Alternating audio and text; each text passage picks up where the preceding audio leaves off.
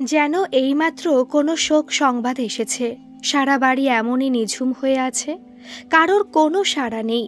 আদিত্য আর আনন্দ দুজনেই থমথমে মুখে খাওয়া সেরে বেরিয়ে গেছে নিজের নিজের কাজের জায়গায়। অনুতোষ সোফায় বসেছিলেন, চোখের কোণে ঠোঁটের ভাঁজে বিভ্রান্তি স্পষ্ট হয়ে রয়েছে। সকালে ঘটে যাওয়া ঘটনাটার পুরোটাই তার মাথার ওপর দিয়ে গেছে। প্রথমে ছুটকুর চেঁচামেচি, তারপর সুস্মিতার আচমকা খেপে যাওয়া, বুঝতে পারছেন না কিছুই। সুস্মিতাকে এমন অশালীন ব্যবহার করতেও দেখেননি কখনো। সদ্য সদ্য এ বাড়িতে বউ হয়ে আসা মেয়েটার হাত ধরে প্রায় টেনে নিয়ে যাচ্ছে সুস্মিতা, সিঁড়ি ধরে টেনে টেনে নামাচ্ছে। দৃশ্যটা ভুলতে পারছেন না অনুতোষ কিছুতেই। কি এমন হলো যাতে সুস্মিতাকে এমন আচরণ করতে হলো? যত ভাবছেন গুলিয়ে যাচ্ছে সব কিছু। উঠলেন অনুতোষ, সুস্মির মুখোমুখি হতে হবে একবার। মাথায় প্রশ্নগুলো জট পাকিয়ে পাকিয়ে দুর্বোধ্য হয়ে উঠছে। খুব শীঘ্রই জট ছাড়াতে হবে। রান্নাঘরে উকি দিয়ে অবাক হলেন, সুস্মিতা নেই, সবিতা রান্না করছে। ময়নার মা সকালের এঁটো বাসনগুলো ধুয়ে রাখছে। এই সময়টায় সুস্মিতাও তো ওদের সাথে থাকে তদারকিতে। সব কিছু ঠিকঠাক বুঝিয়ে দিয়ে তবে রান্নাঘর থেকে বেরোয়। কি চাই মেসোমশাই? সবিতা খুন্তি নাড়ানো বন্ধ করে তাকিয়েছে অনুতোষের দিকে। তোর মাসিমা কোথায়? মাসিমার মাথাটা ধরেছে বললেন। শুয়েছেন একটু? মাথা ধরেছে? সে কি রে? হ্যাঁ, বৌদি কিছু খায়ওনি। ময়নার মা বাসনগুলো উপুর করে রাখতে রাখতে বলল। অনুতোষ সরে এলেন রান্নাঘরের দরজা থেকে। থমথম করছে সারা বাড়ি, নিঃশ্বাস বন্ধ হয়ে আসছে তার। সবিতার ময়নার মাকেও গম্ভীর দেখাচ্ছে কেমন। তাদেরও নিশ্চয়ই ভালো লাগেনি সুস্মিতার ব্যবহার। ময়নার মা একটু বয়স্ক, বহু বছর থেকেই কাজ করছে এখানে। তুলনায় সবিতা কম বয়স্ক, কাজে ঢুকেছেও নতুন নতুন। ওদের দুজনের উপস্থিতিতে এমন অশালীন ব্যবহার করতেই হলো সুস্মিকে। মেজাজ খারাপ হয়ে যাচ্ছিল অনুতোষের। নিজেদের ঘরে ঢুকে দেখলেন সুস্মিতা শুয়ে আছে পেছন ফিরে। জেগে আছে না ঘুমিয়ে পড়েছে বোঝা যাচ্ছে না। আলতো করে গলা খাকারি দিলেন, সাড়া নেই। এবারে সুস্মিতাকে হালকা করে ঠেলে দিলেন। সুস্মি, বলো। যাক, জেগে আছো। শ্বাস ছাড়লেন অনুতোষ। কথাটা না জানা পর্যন্ত শান্তি হচ্ছে না তার। গলায় উষ্মা নিয়েই জিজ্ঞেস করলেন, কি করলে তুমি আজ? বাচ্চা মেয়েটা ভয় পেয়ে গেছিল তো। ছি ছি সুস্মি, তোমার কাছ থেকে এমন ব্যবহার আশা করিনি। তো কেমন ব্যবহার আশা করেছিলে বলো? উঠে বসেছেন সুস্মিতা, সেদিকে তাকিয়ে চমকে গেছেন অনুতোষ। সুস্মিতার চোখ লাল, দুগালে শুকিয়ে রয়েছে অশ্রুধারা। কি হয়েছে? ছিটকে বেরোলো গলা দিয়ে। দৃশ্যতই তাকে হতভম্ব দেখাচ্ছে। তুমি কি কিছুই খেয়াল করো না? আমাদের ছেলেটার সর্বনাশ হয়ে গেছে, দেখতে পাচ্ছ না তুমি? মানে? অনুতোষ বিড়বিড় করেন, মেয়েটাই দায়ী সবকিছুর জন্য। আমার ছেলেটাকে ধ্বংস করে দিতেই ও এসেছে এ বাড়িতে। অনুতোষ হতবাক, তার মাথা কাজ করছে না। হা করে তাকিয়ে আছেন স্ত্রীর দিকে। মরুভূমির তীব্র দহন কিংবা মেরুর শীতলতা একই সঙ্গে অনুভব করেছে কেউ, যেমন এখন মধুরা করছে। আনন্দ ওর কারণেই কষ্ট পাচ্ছে, এটা ভেবে তীব্র দহনে পুড়ছে ওর মন। ইচ্ছে করছে এক্ষুনি আনন্দকে মুক্তি দিয়ে চলে যায়, কিন্তু আনন্দকে ছেড়ে যেতে হবে ভাবতে গেলেই জমাট আতঙ্কে হিম শীতল হয়ে উঠছে বুকের ভেতরটা। মধুরার সামনে এখন দুটো রাস্তা, কিন্তু কোন দিকে যাবেও? দুটো পথই যে বড় কঠিন। একদিকে পিচ্ছিল কর্দমাক্ত পথে ছেয়ে আছে ঘুটঘুটে অন্ধকার, পা বাড়ালেই কাদা মাখামাখি হবে শরীর। অন্যদিকে ধূসর বিষণ্ণ কণ্টকাকীর্ণ পথ, হাঁটতে গেলেই রক্তপাত অনিবার্য। পায়ে পায়ে জানালার দিকে এগিয়ে গেল মধুরা। পর্দা সরাতেই ঘরের ভেতরে ঝাঁপিয়ে পড়ল ঝলমলে একটা দিন। জানালার কাচের বাইরে ঝকঝকে একটা সকাল। আনমনে সেদিকে তাকিয়ে থাকে সে। তখনই একটা পাখি কোথা থেকে উড়ে এসে ঢুকে যেতে চায় ঘরের ভেতর, হয়তো খাবার কিংবা জলের সন্ধানে, কিন্তু মাঝখানে দাঁড়িয়ে রয়েছে কাচের দেওয়াল। পাখিটা সেটা বুঝতে পারে না। বারবার উড়ে এসে ঘরে ঢুকতে গিয়ে জানালার কাছে ঠোক করে খেয়ে পিছিয়ে গিয়েই আবার উড়ে এসে ঢুকতে চায় বোকা পাখি। দেখতে দেখতে আতঙ্কে হিম হয়ে যায় মধুরা। ওর অবস্থাও কি এই পাখিটার মতো নয়? চোখের সামনে খুশি ঝলমল এক সংসার, সুখী গৃহকোণে নিভৃত শান্তি, কিন্তু ফেলে আসা অভিশপ্ত দিনগুলোর স্মৃতি মাঝখানে দাঁড়িয়ে রয়েছে প্রাচীরের মতো। উড়ে এসে ঢুকতে গিয়েও বারবার ঠোক করে খেয়ে মুখ থুবড়ে পড়ছে মধুরা।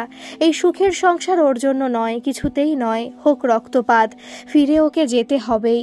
সারাদিন দাঁতে দাঁত চেপে নিজের কাজ করে গেছে আনন্দ। কাজ বিষণ্ণতা বোঝে না, যন্ত্রণার ধার ধারে না। ব্যক্তিগত সব সমস্যায় কাজের সামনে গুরুত্বহীন। কাজের থেকে রেহাই নেই তার। সারাক্ষণ বুকের ভেতরে চলছে রক্তপাত। বাইরে থেকে বুঝতে পারছে না কেউ, কিন্তু আনন্দ মরে যাচ্ছে প্রতি মুহূর্তে। যন্ত্রণায় নিঃশ্বাস বন্ধ হয়ে আসছে। কেবল মনে পড়ছে মধুরার ঘৃণা বিকৃত মুখটা আর সেই কথাগুলো, তোমাকে জন্তুর মতো লাগছে। আনন্দর ছোঁয়া এতটাই নোংরা লাগে মধুরার, তাহলে এত কাছে কেন এলো? আগে তো সরিয়ে দিতে পারতো আনন্দকে, মুখ ফিরিয়ে থাকতে পারতো। এই দিনগুলো অন্তত দেখতে হতো না তখন। মধুরার মুখটা মনে পড়ে, একই সঙ্গে তীব্র ভালোবাসা আর প্রচণ্ড আক্রোশে পুড়ে যায় আনন্দ। ছটফট করে খাঁচায় বন্দি পাখির মতো। ফোনটা বেজে উঠেছে, প্রভাসের ফোন।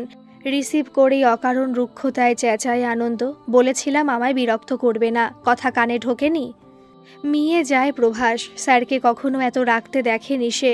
আমতা আমতা করে বলে, পেশেন্টরা খেপে উঠেছে স্যার, আগের দুদিনও আপনি আসেননি। অনেকের অ্যাপয়েন্টমেন্ট করা ছিল, তারা জানতে চাইছে আজ আসবেন কিনা। সব অ্যাপয়েন্টমেন্ট ক্যান্সেল করো, আমি কোনো রোগী দেখব না। কিন্তু স্যার, কিসের কিন্তু? আমি রোগী দেখব কিনা সে আমার ইচ্ছে, আমার ইচ্ছে। তোমার মোটা মাথায় ঢোকে না কথাটা? আনন্দ উন্মাদের মতো চেঁচায়। সরি স্যার, ফোন কেটে দেয় প্রভাস। একটু পরে খারাপ লাগে আনন্দর, এই ছেলেটার কী দোষ? মনে পড়ে প্রভাস একা হাতে নিখুঁতভাবে সামলায় ওর চেম্বার, আর এই রোজগারে প্রভাসের সংসার চলে। আনন্দ চেম্বারে না গেলে প্রভাসও এক অনিশ্চয়তার মধ্যে পড়ে যাবে। নিজেকে সামলে নিয়ে কল ব্যাক করলো আনন্দ। হ্যাঁ স্যার। প্রভাসের বিষণ্ণ গলা ভেসে এলো, সরি প্রভাস, মেজাজটা খারাপ ছিল, তাই একটু প্লিজ কিছু মনে করো না। তুমি সব রোগীদের জানিয়ে দাও পরশু আমি যাব চেম্বারে। মুহূর্তে প্রভাসের স্বর ঝলমলে, হ্যাঁ স্যার, আমি ইনফর্ম করে দিচ্ছি সবাইকে। বাইরে বেরিয়ে খোলা হাওয়ায় বুক ভরে শ্বাস নিল আনন্দ। ঠান্ডা হাওয়ায় বুকের জ্বালাপোড়া যদি কমে একটু। প্রফেশনাল লাইফের সাথে পার্সোনাল লাইফ জড়াতেনি কখনো, কিন্তু আনন্দ পারছে না। ব্যক্তিগত জীবনের সমস্যা প্রভাব ফেলছে ওর প্রফেশনেও। একটা মেয়ের জন্য নিজেকে এভাবে ধ্বংস করবে না সে। শুধু মধুরাকে নিয়েই তোর জীবন নয়। পার্কিং এরিয়া থেকে গাড়ি বের করে বাড়ির দিকে চলল সে। আনন্দ নিচে এসে বসেছে চায়ের কাপ হাতে। মধুরা ঘর অন্ধকার করে শুয়ে আছে বিছানায়, নামেনি নিচে। বিয়ের আগে যে মধুরাকে চিনত, এ যেন সেই মধুরা নয়। কি এক অজ্ঞাত কারণে বিরাট বদল ঘটে গিয়েছে মেয়েটার মধ্যে। মাথা নিচু করে চায়ে চুমুক দিচ্ছিল আনন্দ। সুস্মিতার সামনে এসে দাঁড়ালেন, কঠিন গলায় বললেন, ছুটকু, তুই আমার ঘরে চল, ওখানে বসে চা খাবি। কেন? মুখ তুলে তাকিয়েছে আনন্দ। কথা আছে, শীঘ্রই চল। মায়ের মুখের দিকে তাকিয়ে আর আপত্তি করতে পারল না আনন্দ। নিতান্ত অনিচ্ছা সত্ত্বেও চলল মায়ের সাথে। ঘরে ঢুকে দরজা বন্ধ করে দিয়েছেন সুস্মিতা। আনন্দ অবাক হয়ে তাকাচ্ছে। সুস্মিতা শক্ত গলায় বললেন, তুই মধুরাকে ওর বাপের বাড়ি রেখে আয়। মানে? চমকে গেছে আনন্দ। আমি তোর আবার বিয়ে দেব? তুমি বুঝতে পারছো কি বলছো? আনন্দ ছিটকে উঠে দাঁড়িয়েছে। সুস্মিতা ছেলের হাত চেপে ধরেছেন, ভিজে যাওয়া গলায় বলেছেন, আমি সব জানি ছুটকু, মধুরা নিজে সব বলেছে আজ সুনন্দাকে। এভাবে সংসার হয় না বাবা। চুপ করো মা, চুপ করো, এভাবে বিরক্ত করো না। কোথাও কি একটু শান্তি পাবো না আমি? মেয়েটা সরে গেলেই তুই শান্তি পাবি, আমি বলছি। সুস্মিতা ছেলের গায়ে হাত রাখেন। এক ঝটকায় মায়ের হাত সরিয়ে দিয়ে উঠে দাঁড়ায় আনন্দ। এ ব্যাপারে আর একটা কথাও বলবে না তুমি, প্লিজ, আমাকে একটু একা থাকতে দাও। আনন্দ বেরিয়ে গেছে। সুস্মিতা বসে আছেন পাথরের মতো। আনন্দ শুয়েছিল পাথরের মতো। মধুরা দাঁড়িয়ে আছে ঘরের এক কোণে, নির্নিমেষে তাকিয়ে আছে বরের দিকে। এবারে এগিয়ে এলো পায়ে পায়ে, হাত রাখলো আনন্দর মাথায়। ওর চোখ জলে ভরে এসেছে। আনন্দ চমকে উঠে বসেছে, তারপরে দুহাত দিয়ে জড়িয়ে ধরেছে মধুরাকে। কি হয়েছে তোমার মধুরা? কেন এত কষ্ট দিচ্ছ আমায়? আমি চলে যাব আনন্দ, আর কষ্ট পেতে হবে না তোমায়। কেঁদে ফেলেছে মধুরা। এভাবে বলো না মধুরা, শুধু বলো কেন এত কষ্ট পাচ্ছ? আমি বলতে পারবো না আনন্দ। কেন? কেন? আমি জানতে চাই। বুঝতে পারছো না? তীব্র আক্রোশে মধুরার হাত খিমচে ধরেছে আনন্দ। আহ, লাগছে, ছাড়ো আমায়। মধুরা কোকিয়ে উঠেছে। লাগুক, তুমি বলো, বলতেই হবে। আনন্দ হাত ছাড়ল না। কেন বলবো? আমি কিচ্ছু বলতে বাধ্য নই। আমি থাকবো না তোমার সাথে, চলে যাব, চলে যাব। মধুরার চোখ জ্বলছে। আনন্দ ছেড়ে দিয়েছে মধুরাকে, তাকিয়ে আছে মধুরার দিকে। দু চোখে তীব্র আকুতি। একটা তীব্র কষ্ট উঠে আসছে মধুরার বুক বেয়ে। এই পুরুষ তার বুকের কাছে থাকবে আজীবন, কিন্তু কিছুতেই হাত বাড়িয়ে ওকে বুকে টেনে নিতে পারবে না, কিছুতেই পারবে না। চলে যেতেই হবে ওকে। ঈশ্বরের একই ষড়যন্ত্র। আমি কালই চলে যাব শিলিগুড়ি। সুস্মিতা চমকে তাকিয়েছেন। মধুরা মাথা নিচু করে দাঁড়িয়ে আছে।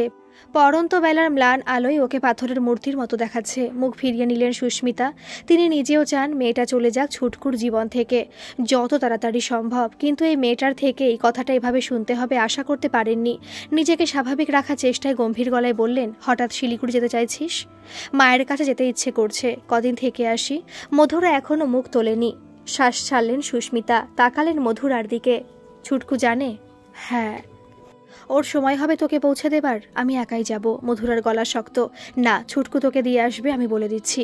সুস্মিতা মুখ ফিরিয়ে নিলেন আবার। টের পেলেন মেয়েটা চলে যাচ্ছে। জানে না এই যাওয়াই শেষ যাওয়া হবে ওর, আর এ বাড়িতে ওকে ফিরে আসতে দেবেন না সুস্মিতা। অন্ধকার ঘরে শুয়েছিল মধুরা। কখন সন্ধে পেরিয়ে গেছে টেরই পায়নি। আজকাল সময়ের হিসেব গুলিয়ে যাচ্ছে ওর। শূন্য মাথায় কোনো ভাবনায় স্থান পায় না। সময় ওকে এক অন্ধ গলির সামনে এনে দাঁড় করিয়ে দিয়েছে। পিছিয়ে যাওয়া ছাড়া আর উপায় নেই কিছু। হঠাৎ আলো জ্বলে উঠেছে। চোখ ধাঁধিয়ে গেল মধুরার। চোখ শোয়ে আসতে দেখলো আনন্দ দাঁড়িয়ে আছে ঘরে। তুমি নাকি কালই চলে যাবে? মধুরা জবাব না দিয়ে পাশ ফিরে শুলো। তুমি এমন কেন করছো মধুরা? বসে যাওয়া গলায় বলেছে আনন্দ। আমাকে যেতে দাও আনন্দ, এতে আমাদের সকলেরই ভালো হবে। মধুরার গলা শীতল। তবু তুমি বলবে না কেন যাচ্ছ? আমি এখানে থাকলে মরে যাব, এটাই কি তুমি চাও? মধুরার গলা আরও শীতল। আনন্দ আর কথা বলতে পারল না। তীব্র অভিমানে পুড়ছে বুক। এই মধুরাকে চেনে না সে। বিয়ের পর কি এমন হলো, এভাবে বদলে গেল সবকিছু? যে সবকিছুর উত্তর দিতে পারতো সেই তো অচেনা হয়ে গেছে। সময় কি এভাবে হুট করে পাল্টে যায়? সকালের রোদে ঝলমল করছে ঘর, তবুও কাটছে না মনের অন্ধকার। একটু আগেই এখানে এসে পৌঁছেছে আনন্দ। আজ বিকেলেই ফিরে যেতে হবে ওকে, একটুও সময় নেই। মেয়ে জামাই এভাবে হুট করে চলে আসাতে মধুরার মা বাবা খুবই খুশি হয়েছেন। এত খুশি যে মেয়ের অন্ধকার মুখটাই নজরে পড়েনি তাদের। আনন্দ থমথমে মুখে বাইরের ঘরে বসেছিল। মধুরার বাবা এলেন একটু পরে। ব্যস্ত ভঙ্গিতে বললেন, এখানে বসে আছো কেন? যাও হাত মুখ ধুয়ে নাও, খাবার হয়ে গেছে, খেয়ে একটু বিশ্রাম করো। আপনি ব্যস্ত হবেন না, আমি ঠিক আছি। সৌম্য সৌনক ওরা কোথায়? আজ ছুটির দিন, তাই ওরা ঘুমোচ্ছে এখনো, উঠে পড়বে এক্ষুনি। হাসলেন অমরেন্দ্র। আনন্দ উঠল। সত্যি খুব ক্লান্ত লাগছে। চোখে মুখে জল দিয়ে একটু ফ্রেশ হয়ে আসবে। মধুরা কোথায় জানতে খুব ইচ্ছে করছে, কিন্তু জিজ্ঞেস করতে পারছে না। সেই অধিকারটাই আর নেই মনে হচ্ছে। একটা দীর্ঘশ্বাস ফেলে বাথরুমের দিকে এগোলো আনন্দ। শ্বশুর মশাই মনের কথা টের পেলেন হয়তো। পেছন থেকেই বললেন, সোনাই এসেই ঠাম্মির ঘরে ঢুকেছে। ঠাম্মির জন্য খুব টান মেয়ের। তুমি হাত মুখ ধুয়ে খেয়ে নাও, তারপর যেও ওখানে, মা তোমার জন্য অপেক্ষা করছেন। আনন্দ ঘুরে তাকালো শ্বশুর মশাইয়ের দিকে। কিছু বলল না। তারা জানেন না এই সম্পর্কটা আর থাকবে না, সবকিছু শেষ হয়ে যাবে একদিন। সুনয়নী স্তব্ধ হয়েছিলেন। মধুরা তার কোলে মুখ গুজে শুয়ে আছে। একটু আগেও কাঁদছিল, এখন শান্ত হয়েছে, কিন্তু সে কান্নার রেশ রয়ে গেছে এখনো। মাঝে মাঝে ওর কেঁপে ওঠা দেখেই বোঝা যাচ্ছে। সুনয়নী এক হাতে জড়িয়ে ধরে রয়েছেন ওকে। এবারে নরম গলায় বললেন, এবারে উঠে বসো দিদি ভাই, ভালো করে খুলে বলো সবকিছু। কেন তুমি ওখানে থাকতে পারবে না? আনন্দ কষ্ট পাচ্ছে ঠাম্মি, আমার জন্য কষ্ট পাচ্ছে। কি করে বসে বসে দেখবো আমি? উঠে বসেছে মধুরা। ওর এলোমেলো চুল লেপটে আছে গালে কপালে, সারা মুখ চোখের জলে মাখামাখি। সযত্নে নাতনির চুলগুলো গুছিয়ে দিলেন সুনয়নী। তারপর বললেন, আমি এখনো কিছু বুঝতে পারছি না, নাত জামাই কেন কষ্ট পাচ্ছে, তাও আবার তোমারই জন্য। তুমি বুঝতে পারছো না ঠাম্মি? মধুরা তাকিয়ে আছে। কি যে আছে সেই দৃষ্টিতে। চোখ নামিয়ে নিলেন সুনয়নী। আমি সত্যি বুঝতে পারছি না, তুমি বলো। ভেবেছিলাম সময় হয়তো সবকিছু ঢেকে দিয়েছে, কিন্তু এখন বুঝতে পারছি আমি কিছুই ভুলিনি ঠাম্মি। আনন্দ কাছে এলেই আমার শুধু সেদিনের কথা মনে পড়ে যায়, ঘেন্না করে, ভয় করে। কেন? সুনয়নী অস্ফুটে বললেন, তুমি কি ভেবেছিলে মুখ বন্ধ রাখলে ভেতরটা অমনি পরিষ্কার হয়ে যায়? কিছু পরিষ্কার হয়নি, সব কাদা জমে আছে আমার মনে। নাতনির তীব্র চোখে চোখ মেলাতে পারছিল না সুনয়নী। মধুরা থামল না। যে জঞ্জাল থিতিয়ে গেছিল সেটা উঠে এসেছে ঠাম্মি। তুমি কাউকে বলতে দাওনি, কিচ্ছু বলতে দাওনি। আমিও বুঝতে পারিনি, সব কিছু চেপে রেখে আমার এত সর্বনাশ হয়েছে। কিছু যে করার ছিল না তখন। ওরা যে শেষ হয়ে যেত দিদি ভাই, আমি যে আজ শেষ হয়ে গেলাম। এবার কি করবে ঠাম্মি? মধুরার ঠোঁট কাঁপছে। কিচ্ছু শেষ হয়নি, দেখবে আমি সব ঠিক করে দেব। তুমি পারবে না ঠাম্মি, পারলে সেদিনই পারতে, এভাবে আমাকে চুপ করিয়ে রাখতে না। সুনয়নী কিছু বলার আগে দরজা টোকা পড়ল। উঠে গিয়ে দরজা খুলে দিলেন। আনন্দ দাঁড়িয়ে আছে বাইরে, সঙ্গে সৌম্যও রয়েছে। সুনয়নীকে দেখে স্বভাবসিদ্ধ ভঙ্গিতে চোখ নাচালো। কি গো ঠাম্মি, নাতনিকে পেয়েই সব ভুলেছ? দরজা দিয়ে গল্প করতে বসেছ? সুনয়নী জবাব দিলেন না। সৌম্য হাসতে হাসতে আনন্দর দিকে ফিরেছে।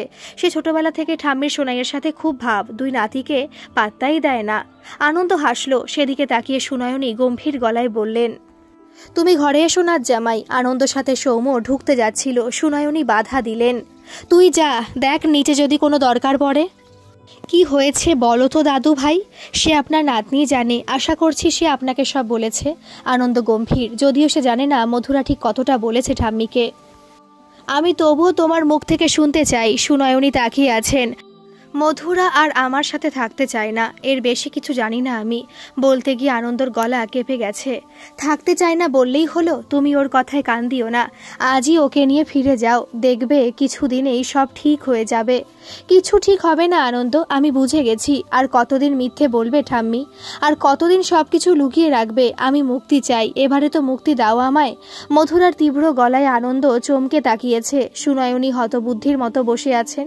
কি করবেন তিনি এবার? একদিকে তার পরিবার, অন্যদিকে মধুরার জীবন, কোনটা বেছে নেবেন? যাবার আগে দিদি শাশুড়ির ঘরে আবার এলো আনন্দ। তিনি শুয়েছিলেন, আনন্দকে দেখেই উঠে বসেছেন। তাকে প্রণাম করলো আনন্দ। ঠাম্মি, চলে যাচ্ছি আমি। মধুরা হয়তো আর কখনো ফিরবে না আমার সাথে, এরকমটা তো আমি চাইনি। আনন্দর গলা ধরে এলো। সুনয়নী কথা বলতে পারলেন না। আপনি কেন চুপ করে আছেন? মধুরা যা বলতে পারছে না আপনি বলুন, নইলে মধুরাকেই বলতে দিন। সবকিছু যে শেষ হয়ে যাচ্ছে। আনন্দ তাকিয়ে আছে বৃদ্ধার দিকে। তিনি বসে আছেন পাথরের মতো। আনন্দ পেছন ফিরতেই নড়ে উঠেছে পাথর। সব বলবো, তুমি শুধু কথা দাও সবকিছু গোপন রাখবে। ঘুরে দাঁড়িয়েছে আনন্দ, ওর দু চোখে প্রবল বিস্ময়। এখন কি তোমার সময় হবে? সুনয়নী তাকিয়ে আছেন। বসে পড়েছে আনন্দ। মধুরার জন্মের পর বাড়িতে যেন উৎসব শুরু হয়ে গেছিল। দুই ছেলের পরেই প্রথম মেয়ে। স্বভাবতই সবাই খুব খুশি হয়েছিলেন। সবচেয়ে খুশি হয়েছিলেন নাকি জেঠু, তার দুই ছেলে। তাই ভাইয়ের মেয়েকে নিজের মেয়ের মতো বুকে জড়িয়ে ধরেছিলেন সেদিন। হসপিটালের কেবিনে দোলনা থেকে ঘুমন্ত মধুরাকে বুকে তুলে নিয়ে বলেছিলেন, ও কিন্তু আমারও মেয়ে, আমি ওকে সোনাই বলে ডাকবো। তোমাদের আপত্তি নেই তো?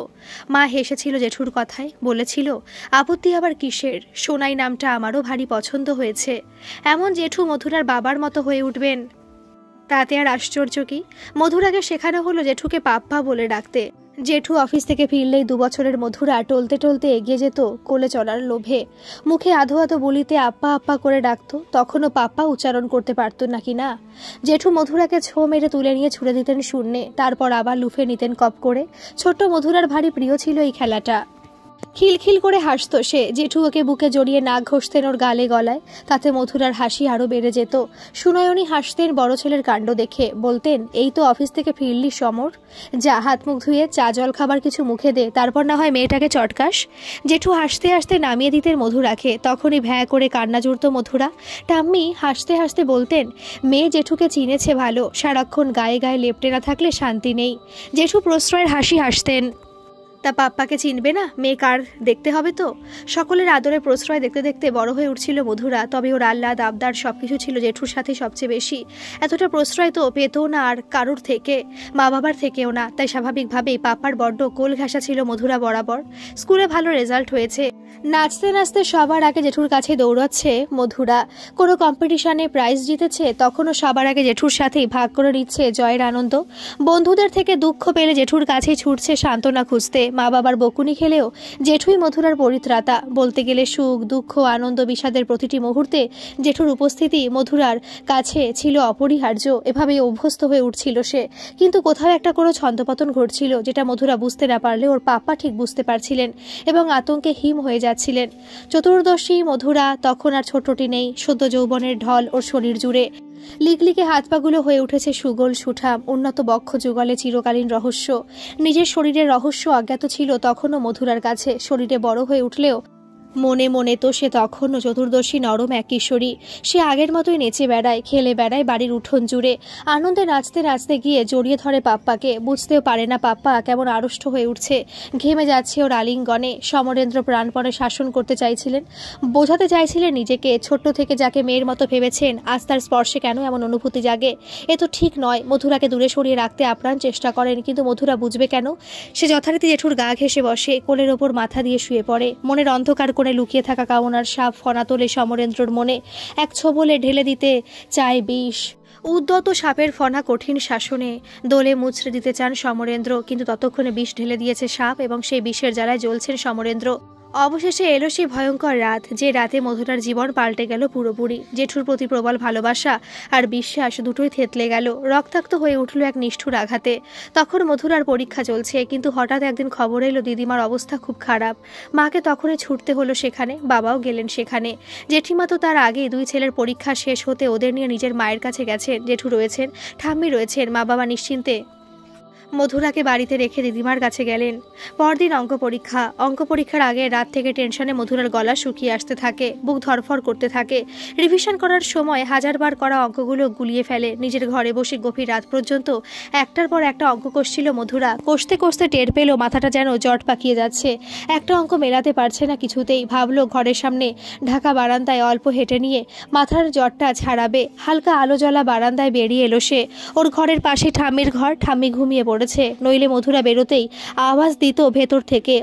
অঙ্কের সূত্রগুলো মাথায় ঝালাই করে নিতে নিতে বারান্দায় হাঁটছিল মধুরা। সমরেন্দ্র তখনই নেমে আসছিলেন ছাদের সিঁড়ি ধরে। ঘুম আসছিল না বলে ছাদে গিয়ে একটা সিগারেট খেয়ে নেমে আসছিলেন তিনি। মধুরাকে দেখে চমকে উঠলেন। সোনাই, এখনো ঘুমোসনি? জেঠুকে দেখে যেন মধুরা হাতে চাঁদ পেল। দৌড়ে গিয়ে আঁকড়ে ধরল তাকে। পাপ্পা, একটা অঙ্ক পারছি না কিছুতেই, একটু দেখিয়ে দাও না। বাধ্য হয়ে গেলেন সমরেন্দ্র। অঙ্কটা বুঝিয়ে দিতে বসলেন মধুরাকে নিয়ে। বিছানায় বাবু হয়ে বসে ঝুঁকে পড়ে অঙ্ক করছিল মধুরা। মুখের চারপাশে ঝুলে পড়েছে চুল, ফ্রক সরে গিয়ে উকি দিচ্ছে কিশোরীর অনাঘ্রাত অনাস্বাদিত সুডৌল উড়ু।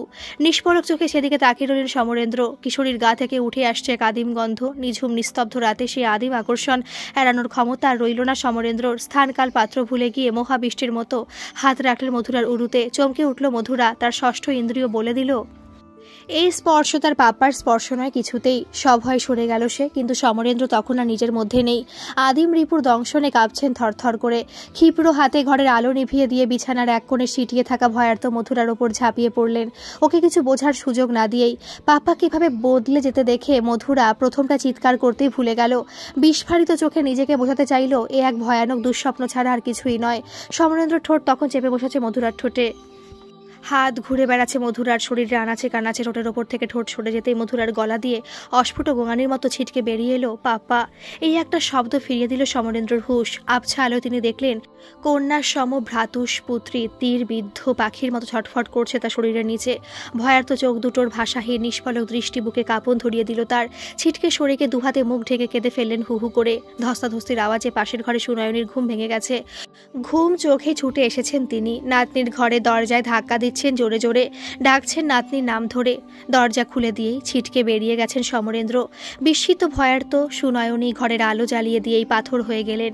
মধুরা থরথর করে কাঁপছে বিছানার কোণে বসে।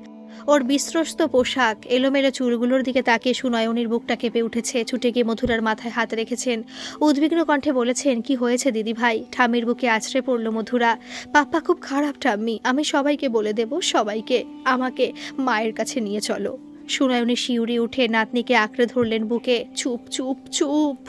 ভোর না হতে সমরেন্দ্র এসেছেন মায়ের ঘরে। না, মা ঘরে নেই। পাশের ঘরে উকি দিতেই দেখলেন মধুরাকে জড়িয়ে ধরে বসে আছেন মা।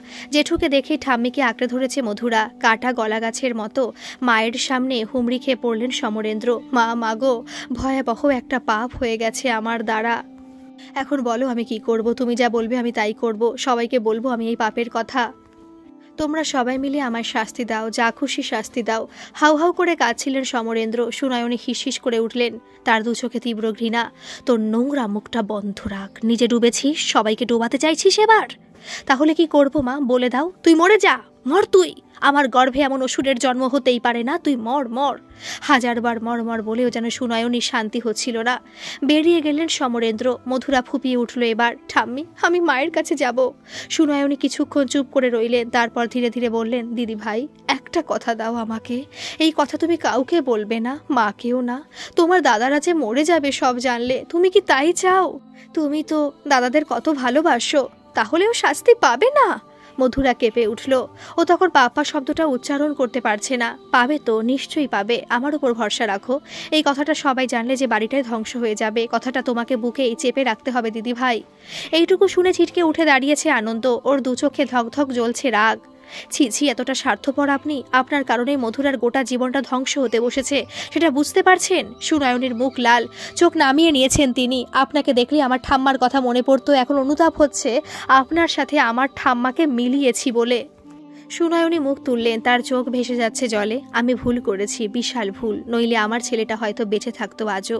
আমার জন্যই ও চলে গেল, আমার নাতনিটা বেঁচেও মরে রইল। অনুতাপে দগ্ধ বৃদ্ধার বেঁকে চুরে যাওয়া মুখটার দিকে তাকিয়ে চুপ করে গেল আনন্দ। দুহাতে মাথা চেপে ধরে বসে আছে আনন্দ। ওর এখনো বিশ্বাস হচ্ছে না মধুরার ঠাম্মি এমন এক কাণ্ড করেছেন। এত বড় একটা ঘটনা লুকিয়ে রাখতে গিয়ে মধুরার ওপর যে চাপ পড়েছে তার দীর্ঘস্থায়ী প্রভাবে ওর পুরো জীবনটাই এখন নষ্ট হতে বসেছে।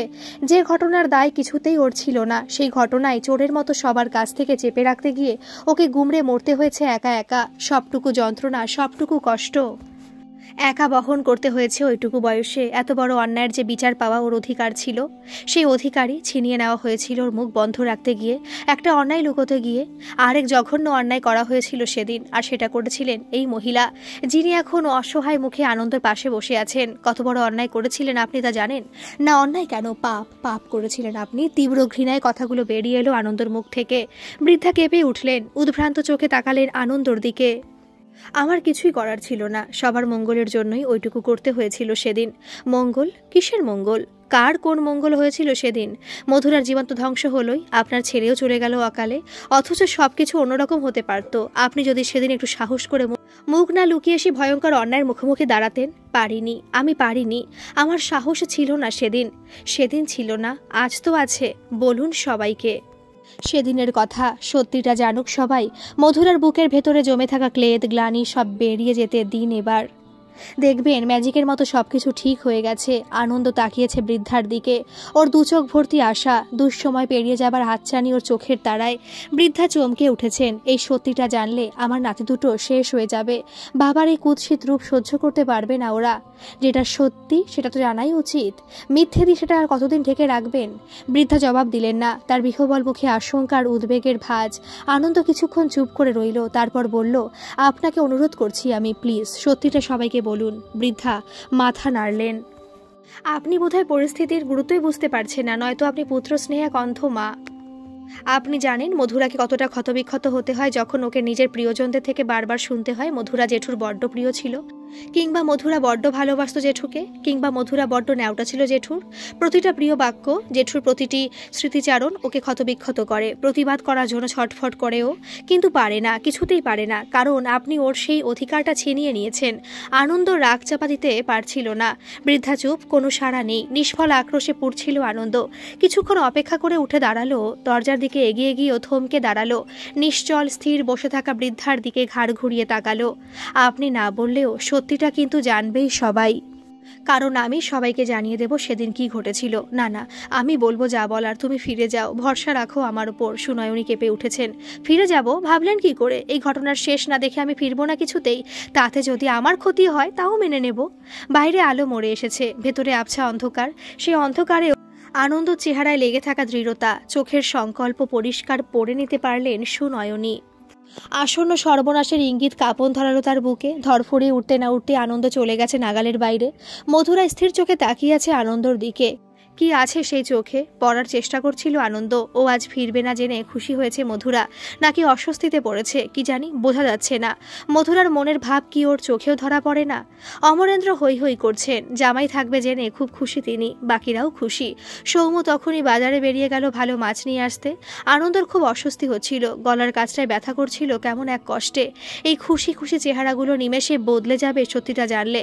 আনন্দ কেন থাকতে চাইছে তার আসল কারণটা জানলে সুখী মুখগুলোতে নেমে আসবে ঘৃণা আর সন্দেহের কালো মেঘ। কিন্তু মধুরার জীবন থেকে কালো মেঘেদের সরাতে হলে এইটুকু করতেই হবে ওকে, আর কোনো পথ খোলা নেই। মধুরা চাদর টান টান করে গুজে দিচ্ছিল তোষকের চারধারে, মাথা নিচু করে এমন মনোযোগ দিয়ে কাজটা করেই যাচ্ছিল যেন অনন্তকাল ধরে এই কাজটা করে যাওয়া ছাড়া আর কিছু করার নেই ওর। আনন্দ তাকিয়েছিল বউয়ের দিকে, কিন্তু মধুরা মুখে তুলছে না। এগিয়ে গিয়ে মধুরার হাত চেপে ধরল আনন্দ। থমকে গেল মেয়েটা। আনন্দ ওকে দুহাতে জড়িয়ে ধরে নিজের দিকে ফেরালো। এত বড় একটা কথা এতদিন কিভাবে লুকিয়ে রেখেছো মধুরা? আমাকে তো বলতে পারতে, এতটুকু বিশ্বাসও কি নেই আমার ওপর? আনন্দর বুকের মধ্যে কেঁপে উঠল মধুরা। তারপর লম্বা একটা শ্বাস ছেড়ে বলল, কে বলল বিশ্বাস নেই? আছে। তাহলে কেন সবকিছু খুলে বললে না? জবাব দিল না মধুরা। তারপর ধীরে ধীরে বলল, প্রথম প্রথম খুব রাগ হতো জানো, খুব রাগ, খুব ঘেন্না, সঙ্গে একরাশ ভয়। জেঠু চলে যাবার পরেও সেই ভয় কাটলো না। সারাক্ষণ সিটিয়ে থাকতাম, গুটিয়ে থাকতাম। সবাই বলতো, আহারে মেয়েটা জোর আঘাত পেয়েছে, জেঠুকে বড্ড ভালোবাসতো যে। মা আমাকে কাছে টেনে নিয়ে বলতো, শোনা মা আমার, এমন মন খারাপ করে না, জেঠু যে কষ্ট পাবে। জেঠু তো কোথাও যায়নি, আমাদের সাথেই আছে। আমি আরও কুকড়ে যেতাম ঘেন্নায়, কেঁপে উঠতাম আতঙ্কে, চেঁচিয়ে বলতে চাইতাম ওই লোকটা আমার কেউ নয়, ওকে আমি চিনি না। কিন্তু বলতে পারতাম না কিছুতেই।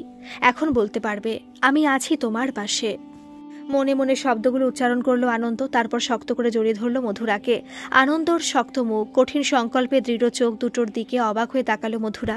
কিছু বলতে গিয়েও চুপ করে গেল। আনন্দ ছেড়ে দিল মধুরাকে। যাও ঘুমিয়ে পড়ো। জড়সড় ভঙ্গিতে একপাশে শুয়ে পড়েছে মধুরা। আনন্দ জেগে বসে রইল পাশে। কালকের দিনটা মধুরার কাছে একেবারে নতুন হয়ে আসবে। কাল বদলে যাবে সবকিছু।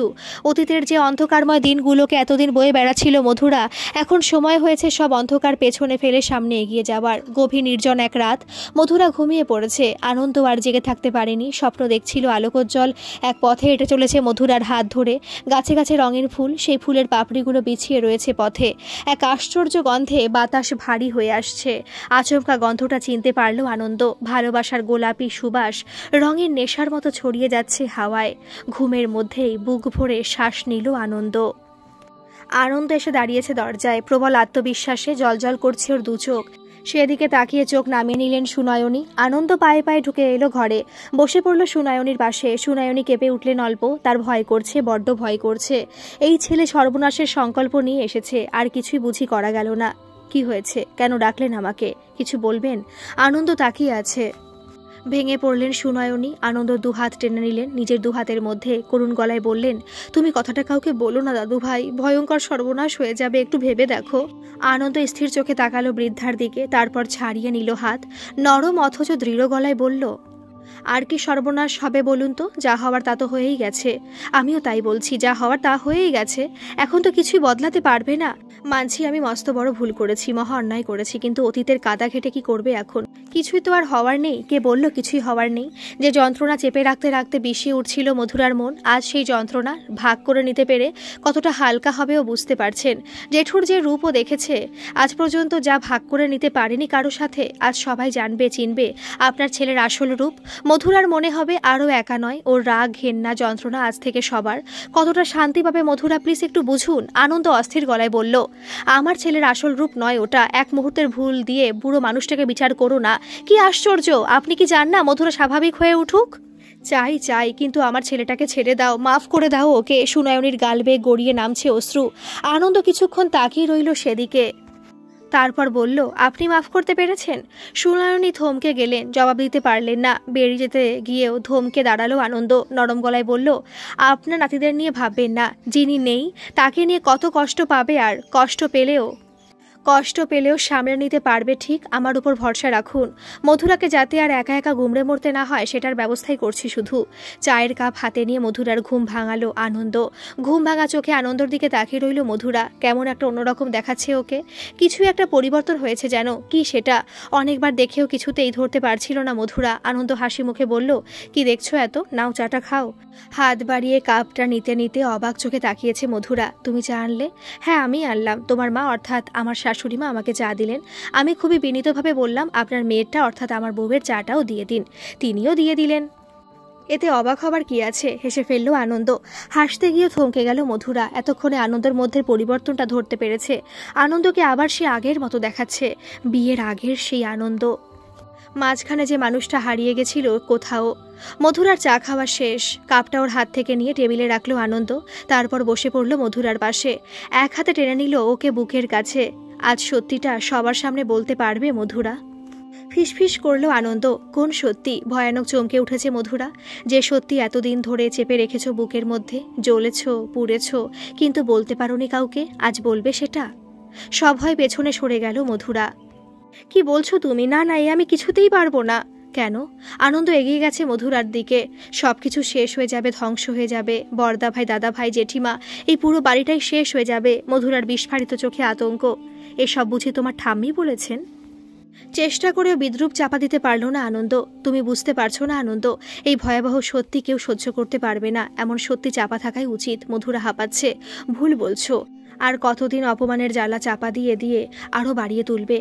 খোলা গলায় বলো সেই চরম অপমানের কথা। যেই অপমান করেছে তাকে চিনিয়ে দাও, যোগ্য শাস্তি হোক তার। মাথা উঁচু করে বাঁচো মধুরা, যে অপমানের দায় কিছুতেই তোমার নয়। তার জন্য আর কত মুখ লুকিয়ে বেড়াবে? আনন্দর গলা কাঁপছে, কেউ বিশ্বাস করবে না, কেঁদে ফেলেছে মধুরা। নিজের মানুষদের প্রতি তোমার এত অবিশ্বাস, একবার বলেই দেখো। আর যদি কেউ বিশ্বাস নাও করে, তুমি তো জানো তুমি সত্যি বলছো। এত বড় সত্যিটা চেপে রেখে তুমি কিন্তু নিজেকে অপমান করছো। মধুরা তবুও চুপ, মাথা নাড়ছে দুদিকে ফ্যাকাশে মুখে। আনন্দ শক্ত করে চেপে ধরল ওর হাত, কঠিন গলায় বলল, আমি তোমার পাশে আছি, সত্যিটা তুমি বলবেই আজ। আর যদি না বলো ধরে নেব কখনো ভালোবাসোনি আমায়। মধুরা চুপ, আনন্দর হাতের মুঠোয় ঘেমে যাচ্ছে ওর হাত। মধুরা কাঁপছে থরথর, হাঁপাচ্ছে, উত্তেজনায় ঘামছে দরদর করে। ঘরে উপস্থিত প্রত্যেকে বিভ্রান্ত দৃষ্টিতে ওর দিকে তাকাচ্ছে। কথাগুলো তাদের কানে ঢুকলেও মগজে পৌঁছচ্ছে না। বসার ঘরে আজ সবাইকে ডেকে নিয়ে এসেছে আনন্দ, হ্যাঁ সুনয়নীকেও। তিনি আসতে চাইছিলেন না, আনন্দ জোর করে টেনে এনেছে। সবাই এখনো হাঁ করে আছে, শুধু সুনয়নীর মাথা হেঁট, তাকাতে পারছেন না কারো দিকে। আনন্দ এগিয়ে এলো মধুরার দিকে, পাশে দাঁড়িয়ে চেপে ধরল ওর ঠান্ডা হাত। মধুরা একবার শূন্য দৃষ্টিতে তাকালো আনন্দর দিকে। মধুরার মা মেয়ের দিকে বিস্ফারিত দৃষ্টিতে তাকিয়ে আছেন। অস্ফুটে বলে উঠেছেন এবার, কি বলছিস এসব তুই? সব সত্যি মা, সব সত্যি। আমার সামনে ওই লোকটাকে নিয়ে তোমরা কথা বলতে বারবার। জেঠু তোকে কত ভালোবাসতো, তুই জেঠুর বড্ড প্রিয় ছিলি, জেঠুর কাছে ছিল তোর যত আবদার। আমি শুনতাম আর শিউরে শিউরে উঠতাম, চিৎকার করে প্রতিবাদ করতে চাইতাম, ঘেন্নায় কুঁকড়ে যেতাম। ওই লোকটা মানুষই নয়, আমার জেঠু হবে কি করে? লোকটাকে ঘেন্না করি আমি, ঘেন্না করি। এত ঘেন্না আমার জীবনে আর কাউকে করিনি আমি। সৌম্য হঠাৎ করে এগিয়ে এসে সবাইকে চমকে দিয়ে সজোরে এক থাপড় বসিয়ে দিয়েছে মধুরার গালে। রাগে ওর চোখ জ্বলছে ধকধক। কেন আমার বাবার নামে এরকম বানিয়ে বানিয়ে মিথ্যে বলছিস? বাবা তোকে কত ভালোবাসতো ভুলে গেছিস? মধুরা স্তব্ধ, একটাও কথা বলতে পারছে না। আনন্দ এগিয়ে এলো, তোমরা না একসাথে বড় হয়েছ, তবু এত অবিশ্বাস? ও কেন এরকম একটা মিথ্যে বলবে? নিজের বোনকে চেনো না তুমি? আমি বিশ্বাস করি না একটা কথাও। সৌম্য যতই তর্জন গর্জন করুক, দু চোখের অসহায়তা লুকোতে পারছে না কিছুতেই। বড্ড কষ্ট হচ্ছিল আনন্দর। সে নরম গলায় বলল, মাথা ঠান্ডা করো সৌম্য, আর যদি তোমার বিশ্বাস না হয় তবে ঠাম্মিকে জিজ্ঞেস করো, তিনি সব জানেন। সৌম্য অবাক হয়ে তাকিয়েছে সুনয়নীর দিকে। সুনয়নীর মাথা ঝুলে পড়েছে। সেদিকে তাকিয়ে থমকে গেছে সৌম্য। পুরো ঘর নিস্তব্ধ হয়ে আছে। নিস্তব্ধতা ভেঙে দিয়ে হঠাৎ ফুপিয়ে উঠেছেন মধুরার জেঠিমা। সৌনক উঠে এসেছে মায়ের কাছে। ততক্ষণে সৌম্য ছুটে গেছে সুনয়নীর কাছে। ঠাম্মি, তুমি সব জানতে, তাই তুমি বাবা মারা যাবার পর আগলে আগলে রাখতে সোনাইকে, যাতে ও সত্যিটা বলে না দেয়। ও ভগবান, এই লোকটাকে বাবা বলতেই ঘেন্না হচ্ছে আমার। তোমাকেও ঘেন্না হচ্ছে। কেমন মানুষ তুমি ঠাম্মি? বিকৃত হয়ে এসেছে সৌম্যর গলা। তারপরে ঝরঝর করে কেঁদে ফেলেছে সে। সুনয়নী ফ্যালফ্যাল করে তাকাচ্ছেন, কথা বলতে পারছেন না। আনন্দ এগিয়ে এসে হাত রেখেছে সৌম্যর পিঠে। কষ্ট পেও না সৌম্য, তোমার বাবা নিজের ভুলটা ঠিকই বুঝতে পেরেছিলেন, তাই তো এভাবে পাপের প্রায়শ্চিত্ত করে গেছেন। তাকে মাফ করে দাও এবার। মাফ? এই লোকটাকে কখনো মাফ করব না আমি। সৌম্য উন্মাদের মতো ছুটে গেছে। মধুরার পাপ্পার ছবি ঝুলছে দেওয়ালে। দুহাত দিয়ে টান মেরে ছবিটা সরিয়ে এনেছে সৌম্য। তারপর আছড়ে ফেলেছে মেঝেতে। ঝনঝন করে ঘরময় ছড়িয়ে পড়েছে কাজ। মধুরা আছড়ে পড়েছে আনন্দর বুকে, কাঁদছে হাউ হাউ করে। আনন্দ থামালো না ওকে। জানে এই কান্না যন্ত্রণা মুক্তির কান্না, দীর্ঘ অপমানের হাত থেকে মুক্তির কান্না। কাঁদুক মধুরা, কেঁদে হালকা হোক, এই বাড়িটাও হালকা হোক অভিশাপের গুরু ভার সরিয়ে রেখে। মধুরার মা বাবা এসে জড়িয়ে ধরেছেন মেয়েকে। আনন্দ সরে যেতে গিয়েও পারল না। মধুরা এখনও এক হাতে আঁকড়ে ধরে আছে তাকে। আনন্দ সাধ্য কি সরে যায়। এখন শুধু অপেক্ষার পালা। ধীরে ধীরে সেরে উঠবে মধুরা। আনন্দ সেই দিনেরই অপেক্ষায় থাকবে, হোক সে অনেক দিন। আবার একসাথে পাশাপাশি হাত ধরে হাঁটবে দুজনে। কোনো বাধাই আর আড়াল হয়ে দাঁড়াবে না সামনে। মধুরা কাঁচ ভাঙার আওয়াজ শুনতে পাচ্ছিল, দেখতে পাচ্ছিল যে পাখিটা বারবার ঢুকতে চেয়েও ঠোক্কর খাচ্ছিল স্বচ্ছ কাচের দেওয়ালে। আর সেই পাখিটা উড়তে উড়তে দিব্যি ঢুকে পড়েছে ঘরে। যে ঘরে পাতা আছে পাখিটার সুখের সংসার, দেওয়ালটা যে আর নেই, ভেঙে গেছে আজ এতকাল পরে। গল্পটি কেমন লাগলো অবশ্যই কমেন্ট করে জানাবেন। আর ভালো লাগলে একটা সাবস্ক্রাইব করে আমার পাশে থাকবেন। ধন্যবাদ।